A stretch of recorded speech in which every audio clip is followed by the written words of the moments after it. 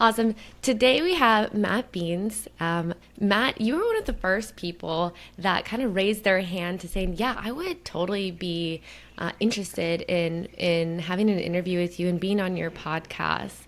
Can you tell me a little bit about your experience and why you kind of are interested in sharing? Yeah, so we have traveled two times where we lived abroad and ran our business. And there were things that we learned. We had expectations going into it, and there were things that we learned that I was like, if somebody else is going to go do this, I think they should probably know. And so I'm just like, yeah, let's share it. Let's get it out there. And I super appreciate it. And I think that you have a really interesting perspective to share because you shared with me that you are a business owner and you've also sold a business before, which I can't say that I know how to do or many other people probably listening to this knows how to do. So also interested in getting to that later as well. Yeah, I just kind of wanted to know a little bit more about you and why this trip was important. Yeah, so I'm going to tell you about two trips. So Okay. I grew up in Arizona, and I had this dream, I think like a lot of people, of wanting to travel the US in an RV.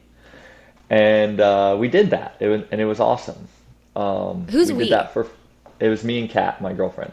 Your girlfriend. Okay. Yep. And then we had our dog with us. Wow. Yeah. So what was that like? So that was really incredible, right? Like we got to go different places. We mostly stayed on the West Coast. We went from Texas, New Mexico, Colorado, Arizona, and Utah. And it was awesome. It was super cool to go. We went and did the Zion Narrows, spent a ton of time in Utah and southern Idaho. I've It always was wanted to go to the Narrows. Yeah, it's super beautiful. So the Narrows is cool because you can do it two ways. You can go up and then you kind of hit this waterfall and then you go back down, or you can get a shuttle to the top and then I think it's like 16 miles and halfway through you camp overnight and then finish the hike. So which one did you guys do? We did the shuttle. So The shuttle. we shuttled up and then hiked down, spent the night in the canyon, 400-foot rock walls on the side. You can see a little sliver of the stars up in the air. It was really cool. It sounds romantic. So when was that for you guys? That was before COVID. It was 2018, 2019, Okay. somewhere in there. Okay. So you had that dream, you accomplished it. I mean, that that is definitely huge. How long were you guys gone for? So we did that trip for 4 months. We also did Mexico 2 years later for 4 months. Okay. Okay, gotcha. And then that's when Mexico comes in. Hmm. Was there anything that you need to prepare mentally, physically, things that you guys needed before you guys went to Mexico?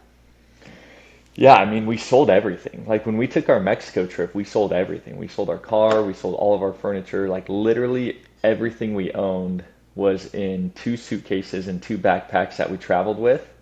And then we had four boxes in our families. We just threw it in their attic. And that was everything that we owned. So for that trip, it was a lot of like, we're just selling everything. And then we're going to buy the things very intentional for traveling. So for us, it was a good backpack that could store what we needed to store, but also security, right? Because it's like if we're traveling around and we have our backpack with us at the beach, we need to make sure that it's somehow secure, right? Like there are these different situations that we had to think through.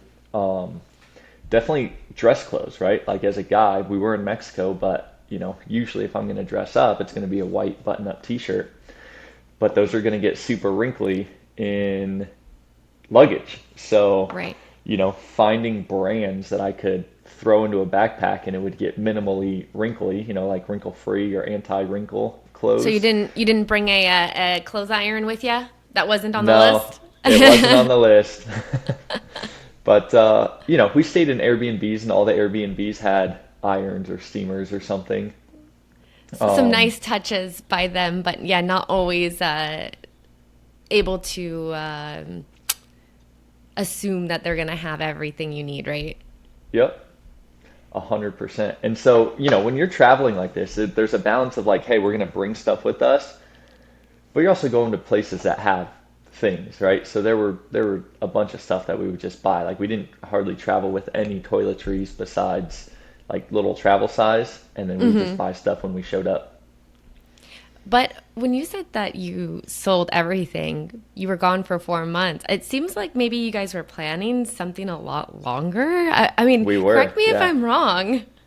Yeah, we were planning on we could be gone for a year or 2 years. Like we had no plan. It was just a one-way ticket, just show up and then see how it goes. What happened?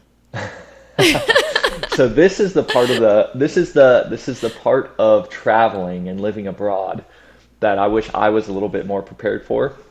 Um, so when we were traveling in the RV, right? Again, we plan on doing that for 6, 12 months, just however long. But when we're the ones moving, we couldn't really build like a community. Yeah. And so we were visiting destinations that we wanted to go to, but it was just us, right? And then you would meet people and they were super cool, but then you're leaving 2, 3 days later. Right. And so you can really build a sense of community and camaraderie and like, hey, we're going to go hang out with these people. So now if I were to go do this RV trip again, I would plan it out with other people. Like maybe, hey, we go visit Zion for a week with these people. Hey, we're going to go visit these people's house. Hey, we're going to go on a motorcycle ride or go kayaking with these people here. But including more people in the trip is what I wish we would have done differently. Yeah. So it wasn't that you and Kat got sick of each other. It was just that you No. guys wanted some community. Yeah, we wanted community. Like, yesterday it snowed, and it's like, I just went out back. We have a big 7-foot fire pit now, and I just started a fire. And Kat's like, what are you doing? I was like, I'm just going to start a fire and see if any of the neighbors want to come hang out. And they did. We were hanging out for like 6 hours yesterday. Um, You just, guys are, how cute is that? Did you like howl at them from away like, oh, or well, how'd you one get of them to the, come? They just saw the fire and they're like mosquitoes? yeah, one of the neighbors was starting the fire, and I was like, their fire pit's too small. It's like snowing, right? Like, you need a big fire to make it sustainable. And I was like, well, I'll go down and start our fire. And so I started our fire, and I was like, hey, you guys can come over here. And then another neighbor tried starting a fire. I was like, hey, you guys can come over here. And then I had them text other neighbors, saw some kids out playing. I was like, hey, come over when you guys are done. Come warm up, hang out, have some food. Um, yeah, but community is a big deal. And so for Yeah. me, when we were in Mexico, the other problem was so the thing that we ran into in the RV trip is we were moving. Right. In Mexico, it was a tourist destination, and so people were there on honeymoon, people were there, for weddings or bachelor parties or business trips or whatever. So you meet people, and then they're gone in two, Yes. three Like, days or a don't week.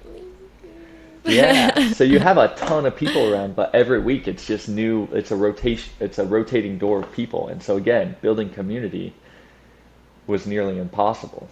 You really answered my next question slash comment, which was why didn't you just settle down somewhere? Which was, it sounds like in Mexico, you guys did kind of settle down. You guys weren't Hmm. necessarily hopping from city to city. Yep. It was just the nature of that location that you guys chose. Yep. Yeah. I think if we picked a different location, that was kind of more less travel, less touristy. Yeah. I think we could probably still be there. Um, but in doing all this, what we found is one, we didn't beat ourselves up over it. We were like, hey, we don't enjoy this. What do we want? Right? We've tried traveling. We've tried just moving to a new spot. And that Mexico trip really solidified for me what I want out of life, right? Like I want a home base to start with, and so now it's time to build home base. It's time to build a strong business. It's time to build a business that I can hire people and they can come into an office and be part of a team and be part of a community, and we can collaborate and we can do these things. And then even when the business is successful, I want to be part of a community, of a town, of a city, right? I want to be on the board. I want to be involved in the local politics and local government of somewhere, right? Just to give back and contribute and be involved in, a church or nonprofits and giving back and like really investing into a community. And so I think without that trip to Mexico and without the RV trip, I don't think I would have known that.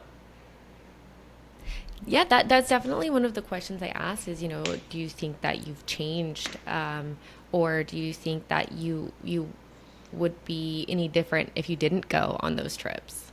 100%. Because this something that I realized living in Mexico is the opportunity and the infrastructure that we have in the US to build a business and Mm-hmm. be successful is leaps and bounds beyond what it is in so many other places. Like Mm-hmm. our first every we had 3 Airbnbs in Mexico. The first 2 days at all three of them, no power. No power. No power. Like So one day forget we, about we ironing your clothes. You can't even get air conditioning. yep, can't even get AC, like charge your phones, charge your laptops, get Wi-Fi, none of that. Yeah, it's pretty special what we have here. And I definitely have come to realize that with all of my travels as well. I used to kind of be like, oh, US is so boring, US this, US that, but we really are privileged in a lot of different ways. Like you're mentioning, just power, clean water, hopefully clean water. And the ability to make businesses. So I'm 100% in agreement with you on that. But you had mentioned that, you'd wanted to create community, you wanted to settle roots, you wanted to be part of the government even, or the local government. Did you not have that in Arizona? So part of the reason why we moved to Tennessee instead of Arizona is because one thing that I realized was important to me is I wanted to raise our own food. So Mm-hmm. like last year in 2024, we raised 240 chickens from meat. No Um, way. That's yeah, unheard so of. I mean, in yeah, my so we've generation, our generation. yeah, so we've got a freezer full of meat. We've got what would it be, like 200 square foot garden, just a little test garden for us this Mm-hmm. year. And then next year we're probably gonna 4 or 5x the size of that. Mm-hmm. And so part of my long-term vision was like we grow 100% of our own food or 50% of our own food or whatever that number ends up being. And in Arizona, like you can't do that in a cost-effective way because water, nutrients in the soil, you know, all the different things that are required for that. So that's part of why we wanted to get out of Arizona. Um, just literally natural resources in order to farm. Gotcha. 240 chickens though. Like how many chickens does your family go through in a year, or did they go through? Yeah, Was it so it's just you just and Kat, right? so it's just Cat and I. But I'll eat 1 to 2 pounds of meat a day. So you Mm-hmm. figure, a bird's about 4.5 pounds, including the bone. So, we'll eat a whole chicken every 2 days. Um, Okay, like 15 chickens a month yeah. times that it was 100. Yeah, Plus, yeah, being part of a 180 community, it's chickens. like, Yeah, I'm giving chickens away and people are coming over. We're cooking like 7 chickens a day, at a time if we're having a little party. You know what I mean? So it's like, yeah. it's more than just us. Okay, so tell me the truth. Do you hate chickens now? Like after this Oh, year? I love it. Yeah, no, Really? I love it. Yeah. Yeah, it's so good. There's something about growing them at home. Yeah. You get to honor. I think what it is you're more connected to it. So it's like, have you ever Mm-hmm. bought meat and then Yeah. you end up throwing it away because it spoils? Mm-hmm. Well, when you're more connected to the food, you're like, man, I got this chicken as a little baby, cute little chick. I Yeah. hand fed it and gave it water so it would learn how to survive. And then we raised it and then we, butchered them. And Yeah. now I'm just gonna throw it away. Like it's so disrespectful. Mm-hmm. And so I just have more of an appreciation. Like I've found so much more appreciation in just food. Like you start to, this is super fun. I went through the math. I was like, okay, what if I ended up being the sole provider of chickens for Chattanooga, Tennessee? Like everybody in Chattanooga bought chicken from me. Yeah. And you start to realize how much food that is, right? Like you have 100,000 people, and let's just say 100,000 people each need, four birds a month if they're eating a pound a day or half a Right. pound a day. So it's like there's 400,000 chickens a week How would you do times, it? right? Times 52, right? You're at like 2 million birds. It's like you Yeah. start, and that's just little Chattanooga, Tennessee. That's not even the whole U.S. Uh-huh. So I don't know what it was about traveling and me wanting to raise food, but in doing all of this, I started to realize like we are so fortunate in the U.S. And do I want to travel again? Yes, absolutely. Right now, I think it's important for me to build my homestead, my home Uh-huh. place, security, and then travel from there. But have a place to come back to. How long have you been in Tennessee now? You might have said. Year and a half. Year and a half. Okay, awesome. Yeah, that's incredible. I'm actually a vegetarian, and so um, one thing is that I think I couldn't raise and kill a chicken myself, and that's kind of what one of the reasons why I stopped, because I was like, why am I going to make other people do it when I'm not Yeah. willing to do it myself? Um, Second is COVID kind of made everything taste funny. And it could Oh, just be okay. that everything tastes funny, but not, we just aren't aware of it. And I somehow became aware of it. Maybe your chickens don't taste weird. They're very juicy. Like they're very delicious. I don't know. They're so good. Well, that's great. So, um, you had mentioned before that you have a business, and I think Hmm. that's kind of how we connected in the first place. We just had friends and people we knew in the similar space, which was real estate. And so I did wholesaling. I believe you were in wholesaling, Yeah, in maybe Arizona. mobile homes at one point. Single family, yeah. Oh, a We single family. touched mobile homes, houses. Yeah, we did the whole thing as well. So before you had gone on your trips, even in 20 before 2020 when you guys did your US trip, were you doing real estate? Hmm. Yep. I've been Why doing real estate for the last 7 years now. 7 years? Yeah, why real estate? Um, I just kind of from a young age just wanted to be in real estate. I remember I was probably 16 and I was dating this girl and her dad was a pastor at a church. And he's like, "Matt, what are you gonna do with your life, dude?" Like it wasn't that I was like not doing anything. Like I was a good kid, gave a valedictorian speech, all that, but I didn't really have like I was like I'm not going to college. I did go ended up going to college for a year, but like there wasn't a clear, hey, this is where I'm going, right? At least to anybody else. And so he asked me, he's like, what are you going to do? How are you going to provide? You know, how are you going to be a man? All this stuff. And I was like, How are you going to be a man? yeah, right? Like, how are you going to grow up? And I was like, I'm going to be a real estate investor. He's like, not a chance. And I was like, all right, watch me. That was the pastor that said not a chance.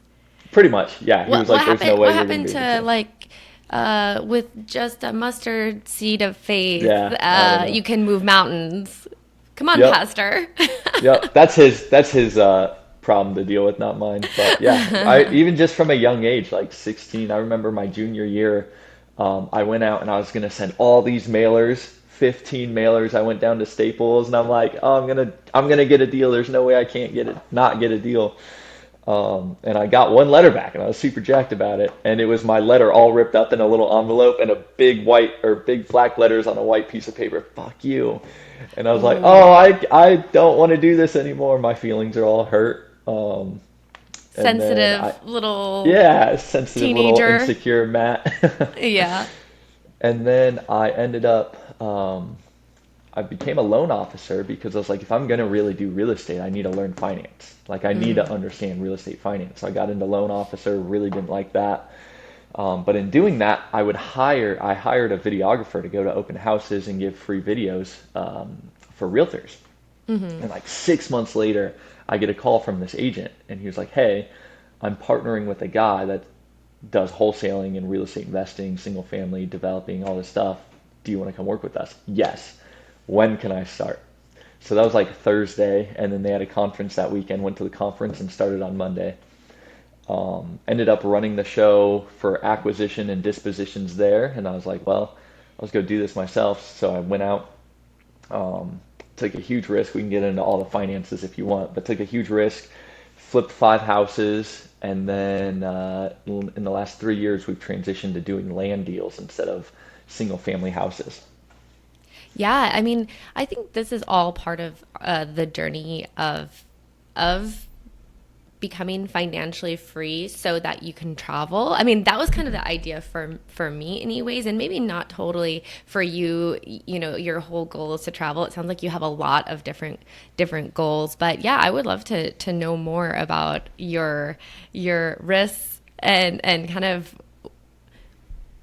what you've done Yeah, to let's get where do you it. are. Yeah. So w- going into it, I was pretty intentional knowing I was going to move out of Arizona.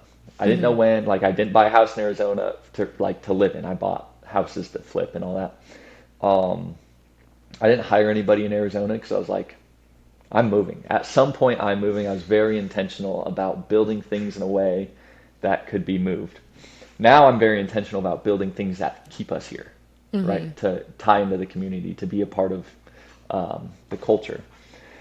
And so when I first started flipping houses, I had like 5 grand in my name. Like there were deals in the pipeline or whatever, but like I'm like 23 years old, like no idea what's going on, Yeah. working on commission, like not a clue in the world about how all this works, right? Who let you borrow with 5 grand to your name? Yeah. So here's what I did is I understood on paper. Like I had underwritten deals, I've wholesale deals, I've analyzed deals, I've talked to sellers, I've talked to buyers, like I've done the work. You know what I mean? Like I had the plan on paper. And so I found a house that was a good deal, bought it for 145, it's worth 245. I was like, this is a really good deal. And I didn't have the money for the down payment, obviously. So I went and I applied for 12 credit card or 17 credit cards in 1 week. Stop. No way. Yep. 17 credit cards in 1 week, all 0% interest for 12 to 18 months. 12 got approved. The 12 that got approved, it was a total of $60,000. I called them all besides one because I needed one to be able to pay for like Home Depot materials and stuff. Called them all. I was like, hey, I have debts that need paid. They only take cash. I cannot use a card. Can you wire the money to my bank account? All of them did it for a 3% fee. So now I've got like $47,000 or $50,000 in my bank account now. I write the check for the down payment, get a hard money loan for the rest of the acquisition and then the renovation, and we're off to the races. I ran that credit limit for a year. I just kept them all maxed out, 0% interest, make my monthly payment, and then I had dates in my calendar of when they needed paid off. Flipped 5 houses, made 100 grand, paid all my cards off, and I was like, well, that worked. You're freaking insane. I have never heard anyone do that. Wait, so is that something that you would recommend to people? I think in life there are going to be times where you have to put it all on the line, and Yeah. sometimes more than all of it. Sometimes you got to take that risk. I mean, dude, I had 5 grand. Like, what? Okay, I go bankrupt. You know what I mean? Like the risk was like, yeah, I could go bankrupt here, but I'm already poor. Like I already have no money. You know Right. what I mean? So I was like, the downside of this is more shame, like, shame amongst like, oh, Matt failed. But the upside was $100,000 and doing the craft and building the business and making money, right? So I was like, I'll do it. Now it's like now it's different. Now we're putting it all on the line with we just have so many opportunities and so many deals that are really good that in order to scale, you have to put it all on the line again. And I mean, even I don't know if you know, there's a Gymshark. I don't think I do. It's a clothing brand for gym people.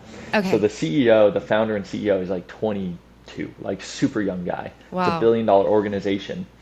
And he's like, there were 5 times from us growing it from 0 to a billion where we had to put it all on the line. And I don't think that ever goes away. And until you're ready to make that commitment, I don't think that if you're not willing to give up what you have in order to get what's next, like you have to get, like you, in a way, you have to give it all up. Like I'm willing to bet everything for me to make the next step. If you're not willing to do that, you're not going to do anything great. So Matt the gambler. No, just it, Matt the risk taker. Matt Yeah. of big faith. Yeah.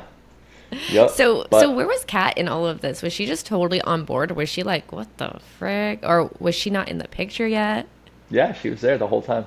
the whole time? The whole time. Because I flipped those houses, what the way I was keeping track of my finances was on a spreadsheet.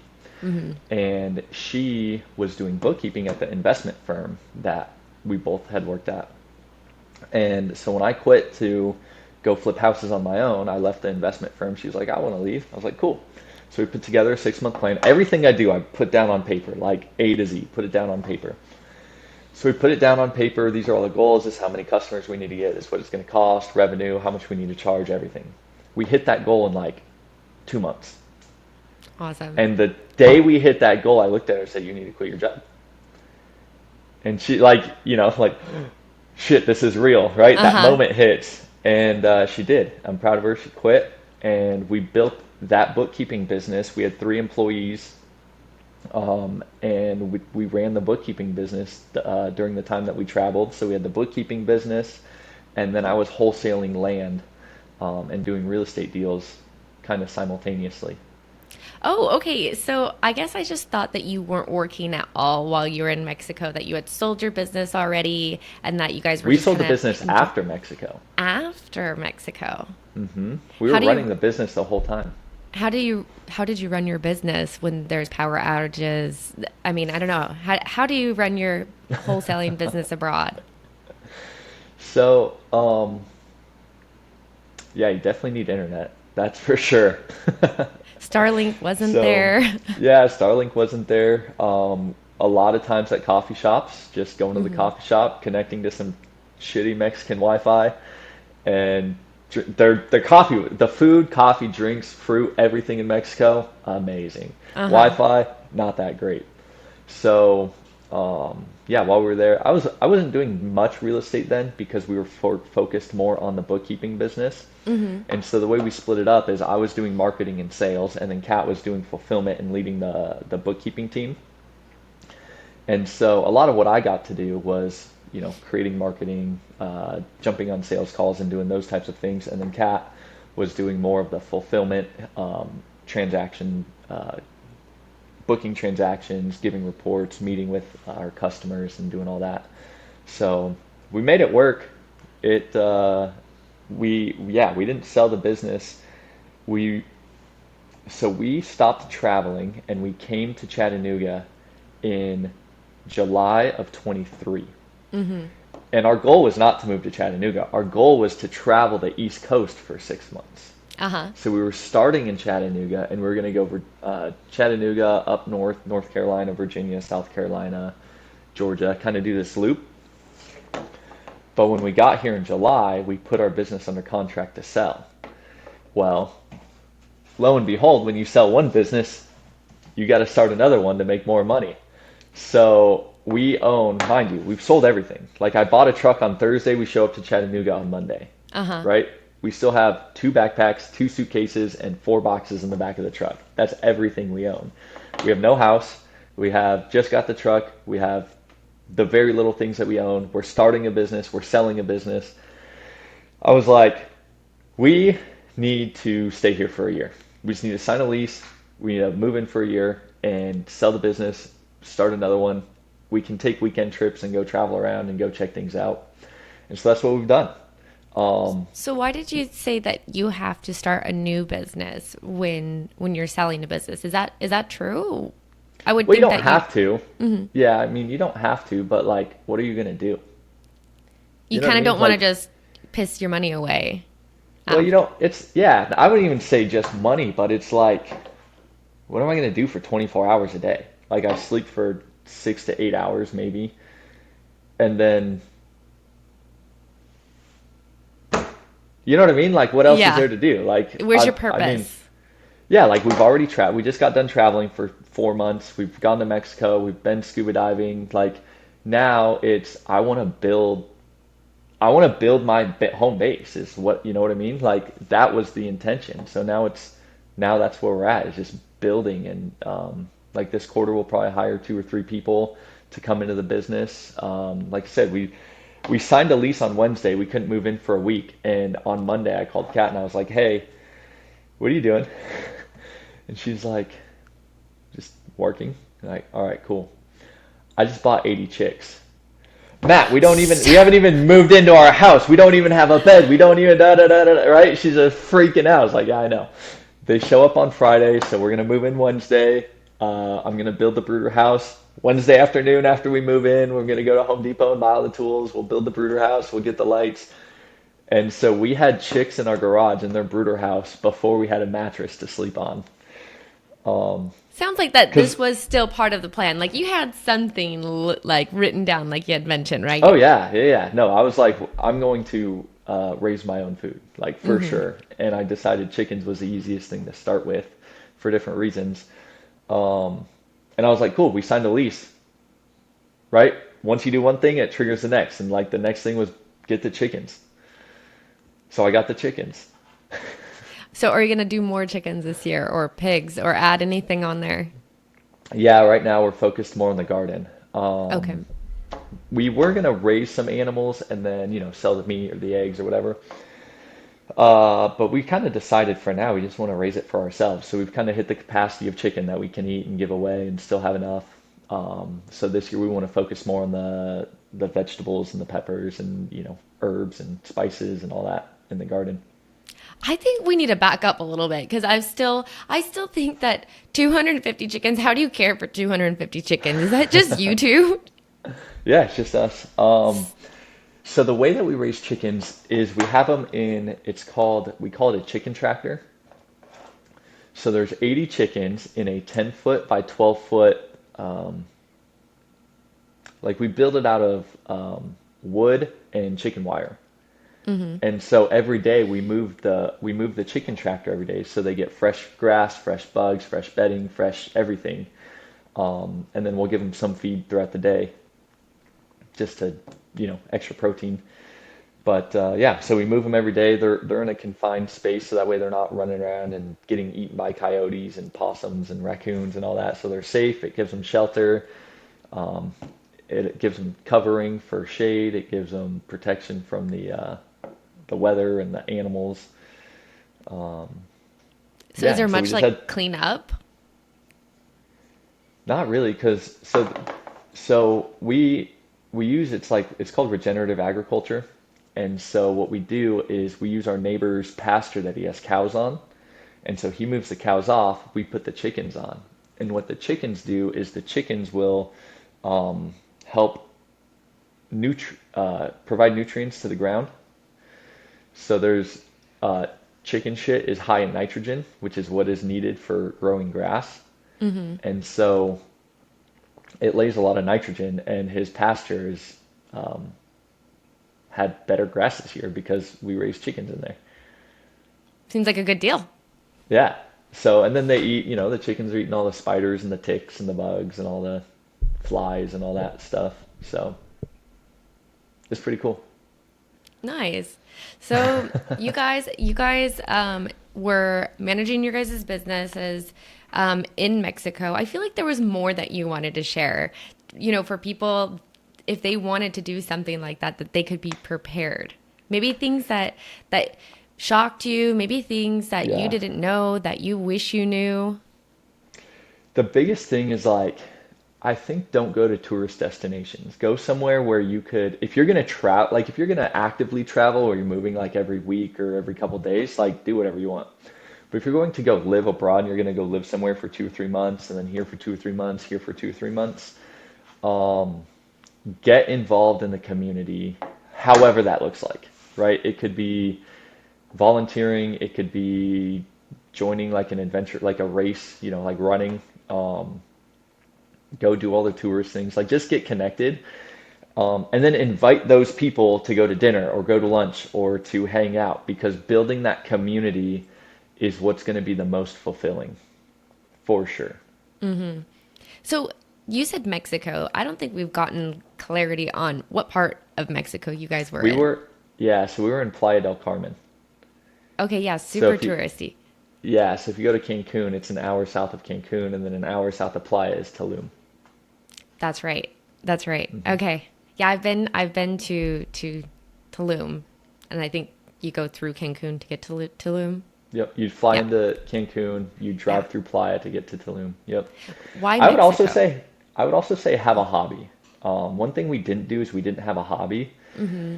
And the things that we did were the most fun, right? So we went scuba diving, we went hiking and backpacking and all that stuff. Um, but having a hobby, I think, would help tremendously. Hiking's not a hobby. No, it is. It is a Oh, hobby. oh, okay, I okay. just, yeah, yeah, yeah. No, it is for sure a hobby, but have something that you do in these different areas that like is your go-to. Mm-hmm. Um, and to be honest, what I realized is like I just love business. Like I love building it. Like that is the thing that I enjoy doing. Mm-hmm. And so traveling to me felt like a chore because I was like, it's distracting me away from what I want to do, Wow. right? I think you're a certain type of specimen, Matt.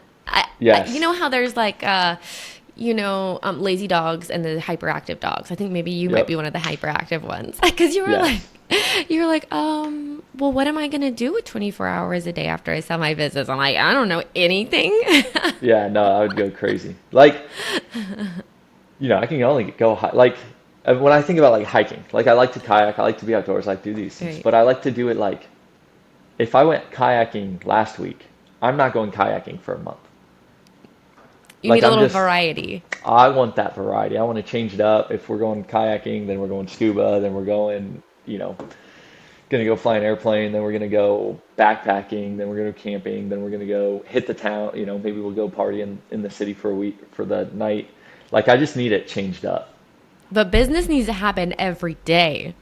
Business needs to happen every day, but there's enough variety in the business where it's like it's always changing, right? So Yeah. like the last 45 days for us in our business or for me has been laying the groundwork, just really detailed, meticulous on paper infrastructure.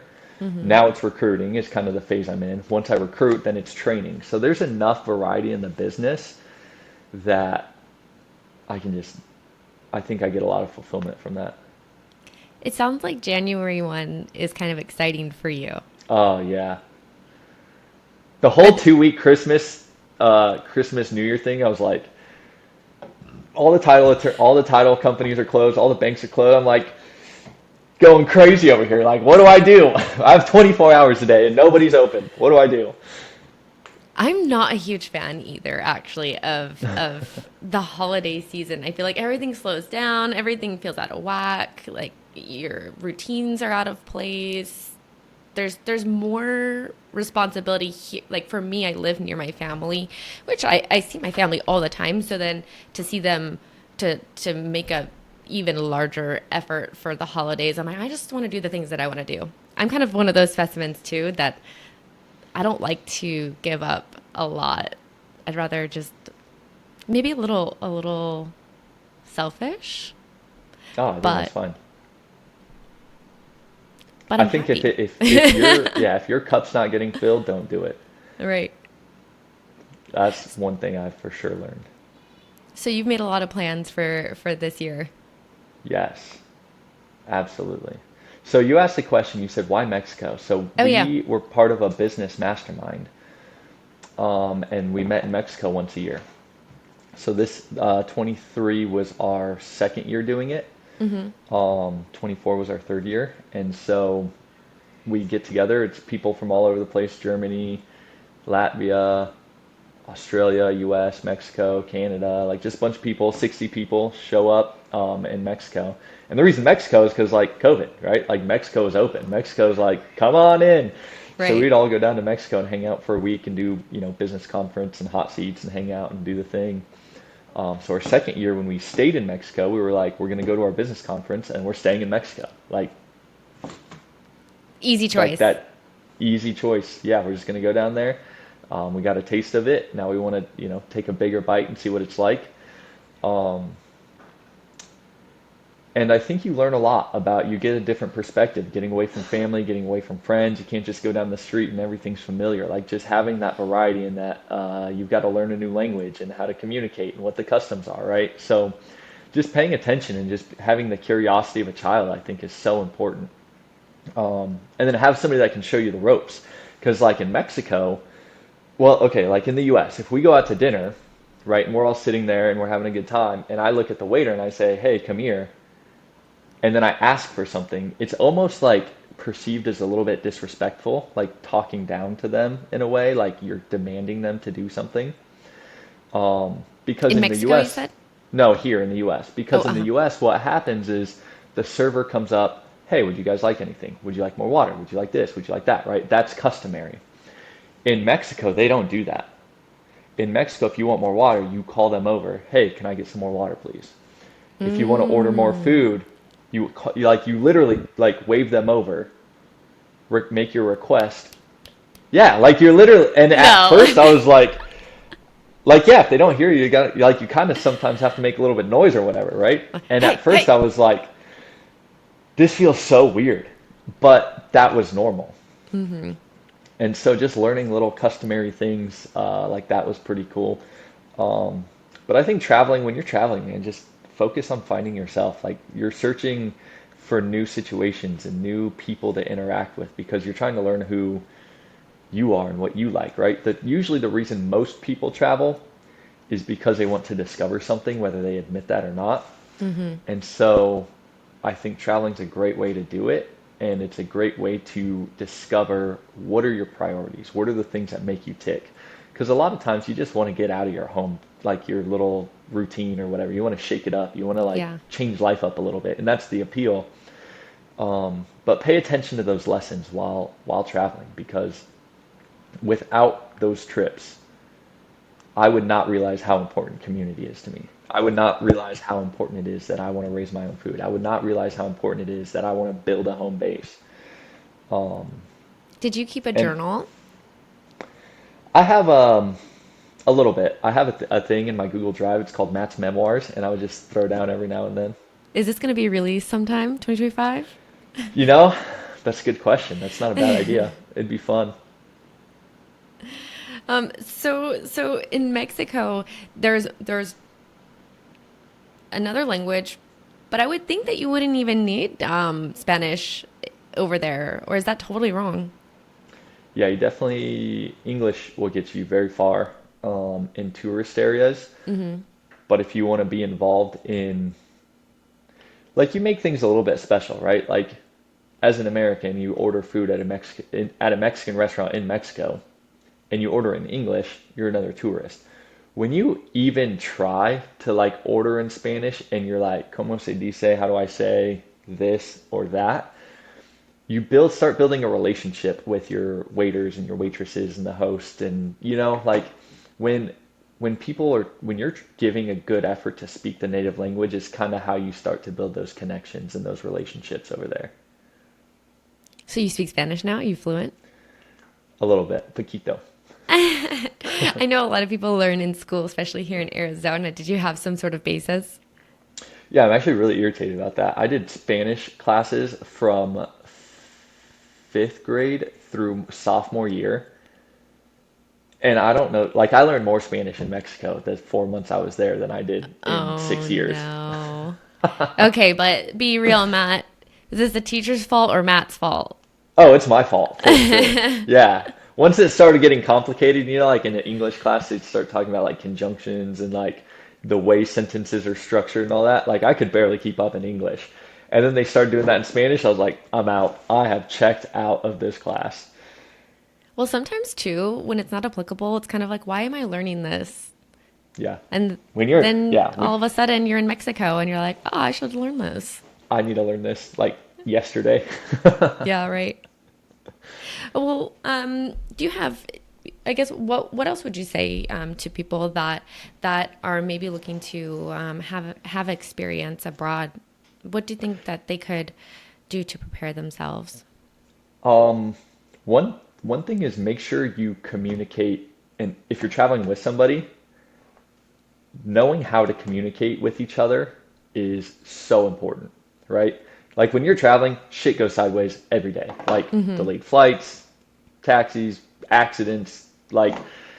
Like in Mexico, we literally have pulled taxi drivers like, "Hey, come help me," and we literally stop in the middle of the road. We jump out, we move cones. He pulls through, I move cones. You jump back in, and it's just chaos all the time. Hmm. In like more third world countries for sure. Um, And so it causes stress.